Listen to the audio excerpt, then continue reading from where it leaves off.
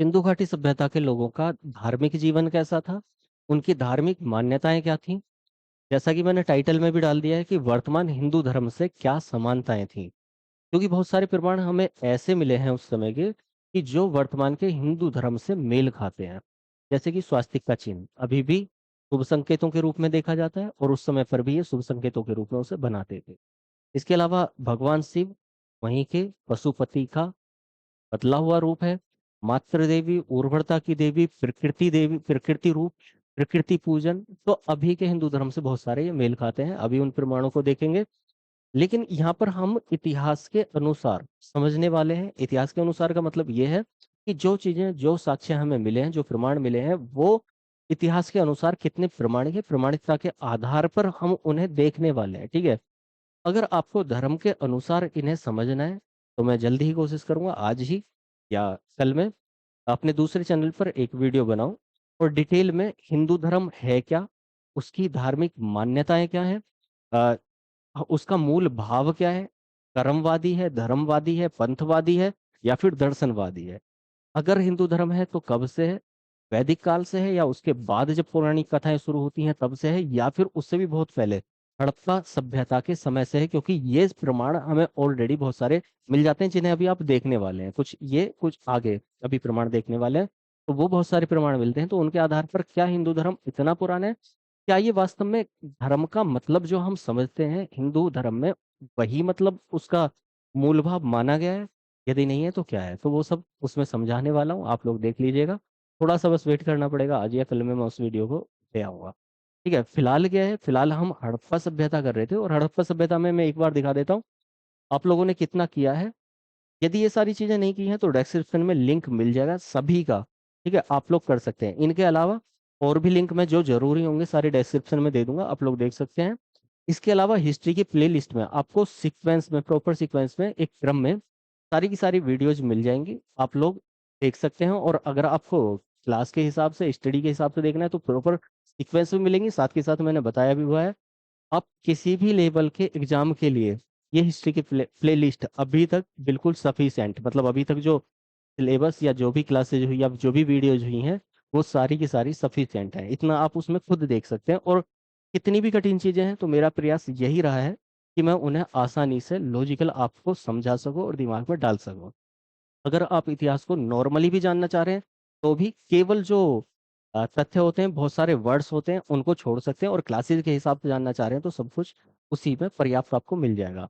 अभी देखिए हमने समझ क्या लिया, इससे ही आपको पता चल जाएगा कि कितना क्या है। अगर देख लिया है तो काफी है, बाकी नहीं देखा है तो एक बार देख लीजिए। देखो, सिंधु घाटी सभ्यता हम कर रहे थे तो सबसे पहले हमने नाम को समझा। नाम में किसने क्या नाम दिया, कैसे उसका नाम पड़ा और उनमें से सबसे सही नाम क्या है ये समझ लिया। इसकी खोज किसने की और बहुत सारा समय लगा, लगभग 100 वर्षों का, इसको सभ्यता का नाम देने में, समझने में। तो ऐसा क्यों हुआ? ठीक है, किसने खोज की, क्या कहा, मूल निवासी सिंधु घाटी सभ्यता के कौन थे, अलग अलग इतिहासकारों के अलग अलग विचारों को समझा, इनके विचारों का खंडन कैसे हुआ। और दूसरे विचार, जैसे ये विदेशी मानते हैं, कुछ भारतीय मानते हैं, कुछ द्रविड़ मानते हैं, कुछ आर्य मानते हैं, तो ये सब इन लोगों ने क्या विचार दिए, इनमें से सबसे सही विचार कौन सा है। मेसोपोटामिया से इस सभ्यता की तुलना की, ये हमने किया। इसके समय को समझा, सब अलग अलग इतिहासकारों ने अलग अलग माने, लेकिन इनमें से सबसे सही समय कौन सा है वो सब समझ लिया है। ये इसके काल विभाजन, इसके स्थलों को हमने देखा, किसके, हड़प्पा से पहले की वो ग्रामीण बस्तियां, वो गांव जिनसे बड़े बड़े हड़प्पा मोहनजोदड़ो जैसे नगर बने, हमने उन्हें समझ लिया है। इसके अलावा इन्हें मैप पर लोकेट किया, इसके विस्तार को समझा, विस्तार के साथ साथ हमने इन्हें देश और राज्यों के हिसाब से बांट लिए जिससे ये आसानी से समझ में आ जाए। ठीक है, मैप पर इन्हें लोकेट किया था। इनकी नगर योजना को समझा और नगर योजना में जहां अपवाद थे उन अपवादों को समझा, कहाँ ऐसे नगर नहीं होते थे। उसके अलावा मकान कैसे बनते थे लेकिन उनके अपवाद कौन कौन से थे हमने वो समझे हैं। हमने इनके सामाजिक और राजनीतिक जीवन को, इनके समाज को समझ रहे थे। अंत्येष्टि कैसे करते थे ये लोग, इनका कृषि पशुपालन कैसे होता था, इनका तकनीकी कौशल कैसे था। यहाँ पर तकनीकी कौशल में मैं एक चीज बताना भूल गया हूँ कि हम मूर्ति निर्माण वो छूट गया है। तो मूर्ति निर्माण को अलग से जब मूर्तियां आएंगी प्रमाणों के साथ में, मैं वहां पर बताऊंगा कैसे मूर्तियां बनाते थे, कांसी की मूर्ति कैसे बनाते थी, मोम पद्धति क्या होती थी, तो वो सब मैं वहां पर बताने वाला हूँ। यहाँ पर लिपि हमने समझ ली है, मृदभांड हमने समझ लिए हैं क्या होते थे, कैसे होते थे इनके मिट्टी के बर्तन। और अभी हम धार्मिक जीवन को समझने वाले हैं। चलिए हम इसे समझ लेते हैं, लेकिन उससे पहले मैं वही कहूंगा कि अगर चीजें इतनी अच्छी लॉजिकल मैं देने की कोशिश कर रहा हूँ, सभी चीजों को अच्छी लगती हैं, तो लाइक करके आगे जरूर बढ़ा दीजिएगा। और यदि सारथी से नहीं जुड़े हैं तो जुड़ जाइए और बाकी लोगों को भी जोड़िए, क्योंकि मैंने पहले ही बताया ऑनलाइन में शुरुआत है, इस परिवार को आगे बढ़ाना है, लेकिन ऑफलाइन में अगर डाउट है तो ऑफलाइन में मैं बहुत समय से कई सालों से पढ़ा रहा हूँ, तो वहीं के अनुभव को यहाँ पर साझा कर रहा हूँ। ठीक है, चलिए हम यहाँ पर देख लेते हैं क्या है। थोड़ा सा मैं बता के चलूंगा, हो सकता है आप लोग उस वीडियो को ना देखें। ठीक है, तो वहां पर मैं धार्मिक रूप से तो यहाँ पर नहीं बताऊंगा, लेकिन यहाँ पर तुलना करते हुए इतना जरूर बता दूंगा कि क्या था, कैसे वहां के लोग रहते थे, क्या उनकी सोच थी। ठीक है, देखो यहाँ पर बहुदेव का वाद का प्रचलन था प्रकृति के रूप में। प्रकृति के रूप में क्या, ये प्रकृति पूजा कर रहे हैं, और बहुदेववाद क्या है, मतलब बहुत सारे देवी देवताओं को मानना। अब ये कहाँ तक उचित है और कहाँ तक अनुचित है, ये बात हम अलग से करेंगे, यहाँ पर इतिहास में हम नहीं करेंगे। बस इतना देख सकते हैं कि बहुदेववाद का प्रचलन था, बहुत सारे देवी देवताओं को मानते थे, लेकिन किस रूप में मानते थे, तो प्रकृति रूप में। और प्रकृति रूप में अभी भी हिंदू धर्म में देवी देवताओं को और बहुत सारे देवी देवताओं को पूजा जाता है। या आपको सभी को पता होगा कि अलग अलग देवी देवताओं को भगवान भगवतियों को पूजते हैं। अब उसी के तरीके से ये प्रकृति रूप में क्यों पूज रहे हैं, कैसे, देखो मानव के रूप में ये लोग पूजते थे, वृक्ष के रूप में पूजते थे, जल के रूप में, अग्नि के रूप में, पशु के, नाग के, इन सब के रूप में पूजते थे। और मतलब क्या है, कैसे, जब यदि कोई व्यक्ति कल्पना करेगा तो किस चीज की कल्पना करेगा, जिसको उसने देखा होगा। यदि उस समय पर ये सोच रही होगी कि एक पूरा, जहां तक भी हम देख पा रहे हैं, ये सब कोई शक्ति है जो हमें चला रही है, सारी चीजें किसी शक्ति से चल रही है, तो ये शक्ति क्या है, वो कल्पना करेगा कि ये हमारे आपके जैसा कोई इंसान होगा, या फिर ये वृक्ष जहाँ से सुगंध आती है, जहाँ से हमें अभी तो पता है कि ऑक्सीजन आती है, उस समय पर यदि नहीं पता होगा तो ये पता होगा कि प्राण वायु आती है। ठीक है, तो प्राण वायु आती है जहाँ से हमें भोजन मिलता है, जहाँ से हमें जीवन मिलता है, ये उस रूप में, ये जल, जल ग्रहण के रूप में, जल नहीं मिलेगा, जल ही जीवन है। तो जिन चीजों से पृथ्वी पर जीवन संभव है, ये उन सभी चीजों की कल्पना जिन जिन जिस जिस चीज को देखते थे, ये उसी रूप में उन्होंने धीरे धीरे पूजना चालू किया कि ये सभी जीवन निर्वाह के लिए, इस पृथ्वी पर जीवन के लिए ये चीजें जरूरी हैं, तो इनका सम्मान करना चाहिए। और सम्मान के साथ साथ हम इनकी पूजा करनी चाहिए। और पूजा का अर्थ ये नहीं था जैसे अभी पूजा पाठ होता है, का अर्थ था कि हम इनको श्रद्धा भाव से देखें और इनके प्रति सम्मान रखें। ठीक है, तो ये उस समय के लोगों का विचार था। ठीक, और डिटेल में अभी देखेंगे हम, तो कैसे मानव के रूप में, मैंने ऑलरेडी बताया कि मानव के रूप में ही उन्होंने देखा। अभी भी हम अगर कल्पना करते हैं, अपने पूर्वजों की कल्पना करें या फिर देवी देवता की कल्पना करें, अगर हिंदू धर्म में अभी भी अ, वायु को देखा जाता है वायु देवता, तो कौन, मारुति, पता ही होगा, हनुमान जी के जो पिताजी थे उनको मारुति, यानी कि वायु के देवता। अब उस वायु को जो दिखाई भी नहीं दे रही है, उस वायु को हिंदू धर्म में किस रूप में देखा जा रहा है, एक इंसान के रूप में, क्योंकि हम कल्पना तो कहीं ना कहीं किसी चीज के रूप में करेंगे, तो वहां पर इसी तरीके से देखा गया। तो मानव के रूप में पूजते थे प्रकृति को, वृक्ष के रूप में अभी भी पूजन होता है, तब भी पूजन किया जाता था, अभी भी कैसे कैसे होता है, तुलसी के रूप में पूजा जाता है, तुलसी पूजी जाती है। इसके अलावा पीपल पूजा जाता है, केला पूजा जाता है, तो बहुत सारे ऐसे वृक्षों को पूजा जाता है। जल, अभी भी आप देखते होंगे जितने मंदिर होंगे या कहीं भी आप जाते होंगे तो वहां पर आपको चरणामृत मिलता होगा, तुलसी के पत्ते भी गिरे हुए मिलते होंगे उसमें, या फिर चरणामृत मिला, आपने ग्रहण किया और उसके बाद में आपने सिर से या माथे से लगा दिया उसको। ठीक है, इसका मतलब क्या है, जल ही जीवन है, तो उसका सम्मान होना है। और सम्मान होना है तो जो जो भी शक्ति है, वो जो मूर्ति है भगवान की, उस मूर्ति के चरणों में जो ये जल है, उसी से हमारा जीवन है, मतलब उसी शक्ति से हमारा जीवन है। तो ऐसी मान्यता अभी भी है, उस समय पर रही होगी। ठीक है, इसके अलावा अग्नि पूजन अभी भी चलता है, तब भी चलता था, यहाँ पर मैं बताऊंगा कैसे चलता था। अग्नि जो इस जीवन के लिए जरूरी है, सभी काम, बहुत सारे काम उससे होते हैं, तो वहां पर ये लोग मानते थे। पशु पूजन अभी भी हिंदू धर्म में गाय को पूजा जाता है, पशु पूजन ही है वो।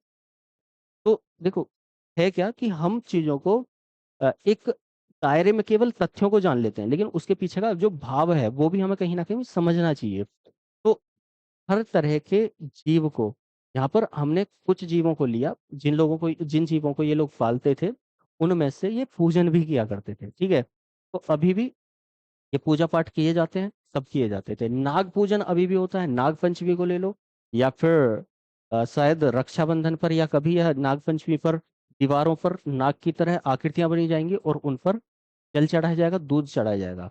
ठीक है, तो वो अभी भी होता है, उस समय भी होता था। ठीक है, आदि के रूप में ये ईश्वर की पूजा करते थे, तो ये इनका भाव था। ठीक, भूत प्रेत, तंत्र मंत्र आदि में इनका विश्वास था। विश्वास अपने आप ही होगा, अभी इतना सब कुछ शहरीकरण हो गया, डेवलपमेंट हो गया, फिर भी भूत प्रेत हमें दिख जाते हैं। कहाँ दिख जाते हैं? जंगलों में दिख जाते हैं, क्योंकि अंधेरा वधेरा रहता है। अब ये कहाँ तक सही है कहाँ तक गलत है वो अलग का विषय है, लेकिन भूत प्रेत उस समय पर जब कोई किसी जंगल में उतना डेवलपमेंट नहीं है, अंधेरा है, घना जंगल है, रात हो गई है तो बिल्कुल अंधेरा है, तो वहां पर ये चीजें लाजमी थी, एक भ्रम पैदा होना लाजमी था, या फिर वो सत्य भी हो सकते हैं।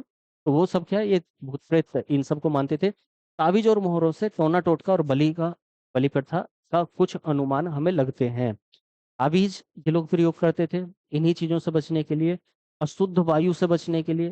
ठीक है, उसके अलावा जनन शक्ति को बढ़ाने के लिए, मतलब अलग अलग तरीके से ये ताबीजों का प्रयोग करते थे, टोना टोट का प्रयोग करते थे कि जो हमारे ऊपर विपत्तियां हैं वो अलग हो जाएं, इन सब चीजों का ये प्रयोग करते थे।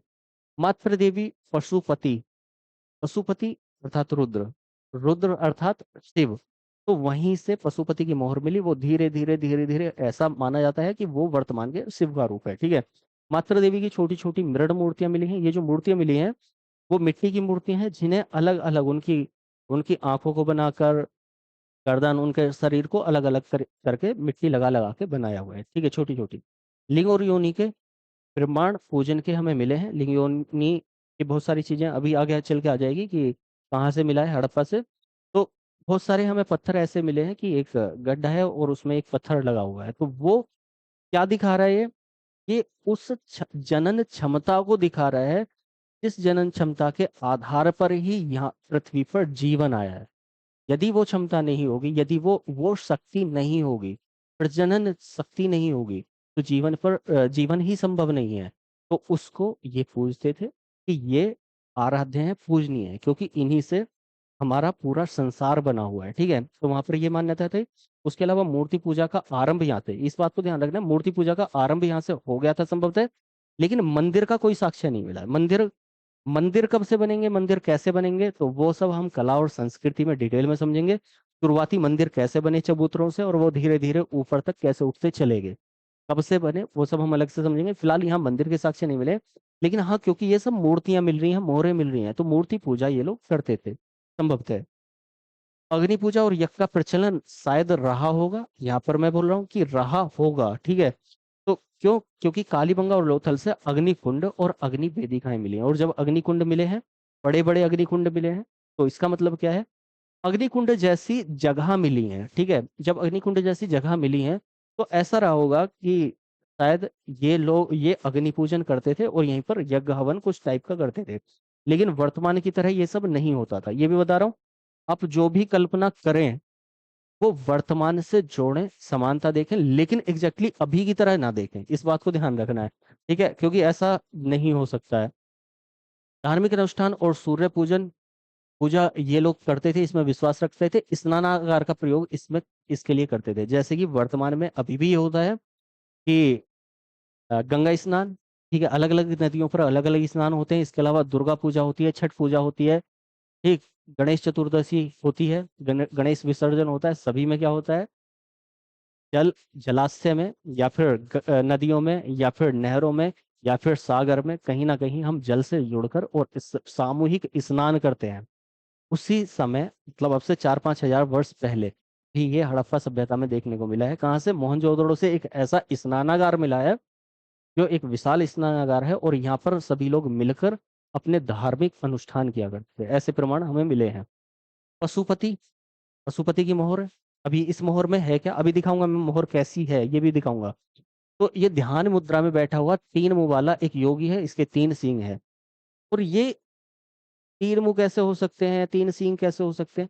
ये कल वो लोग कल्पना करते थे कि एक अलग अलग दिशाओं में एक ही योग के द्वारा। अब देखो योग की शुरुआत यहीं से अब देखो मैं यहाँ पर थोड़ा सा जोड़ के बता रहा हूँ, वो इसलिए हो सकता है कि वीडियो में अभी आज ना बना पाऊँ, कल ना बना पाऊँ, या फिर एक दो दिन लग जाए और आप उसको छोड़ दें।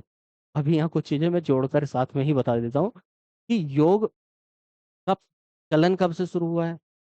योग शास्त्र से, पतंजलि के। ठीक है, लेकिन यहाँ पर योग की ध्यान में बैठा हुआ एक योगी हमें देखने को मिला है, जिससे हमें समझ में आ रहा है कि ये लोग योग के बारे में जानते थे, मतलब योग का यहाँ से प्रमाण मिले हैं। और योग में किस तरह से उस योग को बिठाया है कि एक ध्यान मुद्रा में, पद्मासन में, ठीक है, बैठा हुआ एक योगी है, एक तपस्वी है, वो तप कर रहा है, योग कर रहा है, अपने कुंडलियों को जागृत कर रहा है, ध्यान मुद्रा में बैठा है, और उसकी जो उससे ऊर्जा प्रवाह हो रहा है वो अलग अलग दिशाओं में हो रहा है। तीन मुंह का मतलब है कि इस दिशा में, इस दिशा में, इस दिशा में। और सींग, जो गलत विचार है उनका सर्वनाश करने के लिए अलग अलग दिशाओं में सींग हैं। तो उस तरह का ये लोग क्या करते, मतलब इस तरह की हमें मोहर मिली है, अभी उस मोहर को दिखाऊंगा। तो इसमें ये ध्यान रखना है आपको, अगर परीक्षा के हिसाब से चलना है तो ये ध्यान, तथ्य याद रखने ही रखने हैं। चीजों को मैं इसलिए जोड़कर बता रहा हूँ जिससे कि आपके दिमाग में डल जाए, नहीं तो जरूरत भी नहीं थी, मैं सीधा सीधा बता सकता था, लेकिन हमें कम से कम उनका भाव पता होना चाहिए, जो चीजें हमें मिली हैं यहाँ से। तो यहाँ पर ये योगी मिला है, इसके तीन सिंह, ये तथ्य पता होने चाहिए कहाँ क्या क्या मिला है। तो उस योगी के बाईं ओर एक गैंडा और एक भैंसा, ये भी पता होना चाहिए, बाईं ओर एक गैंडा और एक भैंसा मिला है। और दाहिनी ओर एक हाथी और एक व्याघ्र मिला है, और नीचे दो हिरण है। अभी इन्हें देख लेंगे, याद रह जाएगा। तो आस्तिक का चिन्ह मैंने ऑलरेडी बताया, मोहनजोदड़ो की एक मोहर पर मिला है, और यहाँ पर सूर्य के प्रतीक भी मिले हैं। स्वास्तिक का चिन्ह अलग अलग दिशाओं से आती हुई ऊर्जा, अलग अलग, अभी बताऊंगा स्वास्तिक का चिन्ह होता कैसे। तो अलग अलग दिशाओं से, उसके बारे में बहुत सारी समझ है, लेकिन केवल यहाँ से इतना ही जान लेते हैं कि अलग अलग दिशाओं से कुछ ऊर्जा का प्रभाव हो रहा है, वो एक जगह आ रहा है। इस चीज को स्वास्तिक का चिन्ह उस समय भी शुभ संकेतों के रूप में था, अभी भी शुभ संकेतों के रूप में है। ठीक है, वृक्ष पूजा के प्रमाण मिले हैं, ऑलरेडी मैंने बता दिया किस तरह से वृक्ष पूजा, जैसे अभी भी होता है वृक्ष पूजन, तो वहां पर ये करते थे मोहनजोदड़ो से। सील पर बने पीपल की डालों के मध्य देवता, इसके प्रमाण मिले हैं, मतलब एक सील है उस पर क्या है, पीपल के पेड़ पर, और एक देवता बना हुआ है पीपल के पत्ते पर। तो वहां पर ये चीज मिली है। स्त्री के गर्भ से पौधा वाली मृण मूर्ति, यानी कि जिसे उर्वरता की देवी कहा है, ये हड़प्पा से मिली है। माना जाता है कि जो ये शक्ति है, एक ऐसी माता हमारी, एक ऐसी कल्पना की गई है कि उसके गर्भ से एक पौधा दिखाया है, कि इस पूरे, जिस हम इन सब चीजों को देख रहे हैं, इन सब चीजों को श्रद्धा भाव भी रख रहे हैं, लेकिन ये सब आई कहाँ से, मूल थे तो गर्भ से ही सब चीजों का जन्म होता है। गर्भ से किसके होगा, तो उसको इन्होंने माता बना दिया, उसको मातृ देवी कहा गया है। और उसी से सभी पूरी प्रकृति का जन्म उसी से हुआ है, तो ऐसी कुछ मान्यता है। मातृ देवी की मूर्ति मोहनजोदड़ो से मिली है, ठीक है, मातृ देवी मैंने बताया था। एक और इसके अलावा मातृ देवी की मूर्ति और भी जगह से मिली है, ठीक है, हड़प्पा और मोहनजोदड़ो के अलावा। एक श्रृंगी या यूनिकॉर्न, एक सींग वाला एक जानवर यहाँ पर मोहरों पर देखने को मिला है। एक सींग वाला जानवर जो पूज्य होता था, लेकिन गाय पूजा के प्रमाण यहाँ से नहीं मिले हैं, इस बात को ध्यान रखना है। गाय पूजा का प्रमाण किसमें मिलेगा, वैदिक सभ्यता में, ये चीज को ध्यान रखना है। लिंग और योनि के अनेक प्रतीक मिले हैं हड़प्पा से, मैंने ऑलरेडी बताया। तो देखो अब इन सब के चित्रों को, क्योंकि बहुत लंबा हो जाएगा, तो इन सब के चित्रों को हम अलग से, क्योंकि अभी क्या करने वाले हैं, इसके बाद हम इनका आर्थिक जीवन समझने वाले, किस तरह का यहाँ अर्थव्यवस्था होती थी, ये सब समझने वाले हैं आगे। इन सब के चित्रों को हम डिटेल में, जब हम एक एक शहर को देखेंगे, वहां से जो प्रमाण मिलता चला जाएगा, उसके चित्र को वहीं पर समझेंगे, ठीक है। लेकिन यहाँ फिर भी थोड़ा सा हम देख लेते हैं कि किस तरह से ये क्या होता होगा। ये इस तरह से, ये स्वास्तिक बनाया जाता है, पता होगा इसके बारे में, तो पता ही होगा, इसमें बताने ही क्या है। तो ये स्वास्तिक का चिन्ह हो गया, ऐसे अलग अलग। तो ये कहाँ से मिला है, इसको ध्यान रखना है, ये हड़प्पा सभ्यता, ठीक है। ये हमारी किसकी मूर्ति, किसकी मोहर है, तो ये पशुपति की। यहाँ पर देखो एक, यदि, हाँ दिख रहा है क्लियर। तो यहाँ पर ये तीन मुंह, एक इधर इधर इधर, ये फेसेस हैं, ये सींग है, एक सीधा ये सींग है, और ये सींग है, ठीक है। ये ध्यान मुद्रा में बैठा हुआ एक योगी है, इस तरह से इसके हाथ हैं, यहाँ पद्मासन लगाए हुए ये है। यहाँ पर देखोगे तो ये बताया था, दो चित्र इधर हैं, दो चित्र इधर हैं, यहाँ पर कुछ ये प्रतीक चिन्हों से लिखा हुआ है, लिपि में आप लोगों ने देखा होगा। अभी लिपि में मैंने उसके अक्षर दिखाने छोड़ दिए थे, फिर वही मैं बता रहा हूँ कि जब हम धोलावीरा देखेंगे तो वहां पर धोलावीरा से मिले हुए उन अक्षरों को भी देखेंगे कि अक्षर कैसे बनाते थे लिपि के ये। ठीक है, तो ये एक जानवर, ये दूसरा जानवर गैंडा और भैंसा हो गए। इसके अलावा व्याघ्र हो गया और हाथी हो गया। ध्यान है ना किधर क्या है, एक साइड में व्याघ्र और हाथी, एक साइड में गैंडा भैंसा, और नीचे ये हिरण, एक हिरण इधर से और एक हिरण इधर से। ठीक है, तो ये हो जाता है, ये क्या है, पशुपति। ये हमारी अभी हमने देखी उर्वरता की देवी, मातृ देवी, तो ये अब किस तरह से बनी हुई है तो देख लो आप लोग। ये मिट्टी की बनाते थे, और कैसे कि एक ये अलग सांचा बनाते थे, और ये जितनी चीजें हैं उन्हें अलग से मिट्टी की ही बना के और चिपका देते थे। ठीक है, जैसे पहले ये बनाया, इसके बाद में आंखें अलग से चिपका दी, नाक अलग से चिपका दी, तो मोटे मोटे होठ हैं। तो उतनी सुंदर ये मूर्ति नहीं बनाई है, लेकिन जो कांसे की मूर्ति बनाते थे वो बहुत अच्छे पैमाने से बनाते थे। ठीक है, इसमें यहाँ ये हार लटका हुआ है, ये एक कमरबंद है, ये ऊपर कुछ मुकुट टाइप का रखा हुआ है। ठीक है, तो ये वैसे खंडित हो चुकी है काफी। तो ये मूर्ति हमें मिली है। तो कुल मिलाकर इस तरह के ये हड़प्पा सभ्यता के लोगों का धार्मिक जीवन था, ये धार्मिक मान्यताएं थी। मैंने हिंदू धर्म से जोड़ते हुए इसको कुछ हद तक, काफी हद तक समझा दिया है। अब धर्म क्या कैसे, वो सब अलग विषय है, उसको हम यहाँ नहीं कर सकते हैं, तो वो अलग से मैं बताऊंगा। आप लोगों को अगर देखना है तो मैं जब भी बनाऊंगा तो लिंक डिस्क्रिप्शन में डाल दूंगा। अगर इस वीडियो को आप बाद में देखेंगे तो अपने आप ही मिल जाएगा। और यदि एप्लीकेशन पर इस वीडियो को देखते हैं तो आप वहाँ पर चैनल पर जाइए और प्ले लिस्ट में जाकर इस वीडियो को देखिए और इसमें देख लीजिए। चलिए कोई बात नहीं, अभी इतना ही। मिलते हैं अगली वीडियो के साथ, इनके आर्थिक जीवन के साथ में हड़प्पा सभ्यता वालों के। तब तक के लिए धन्यवाद। जय हिंद।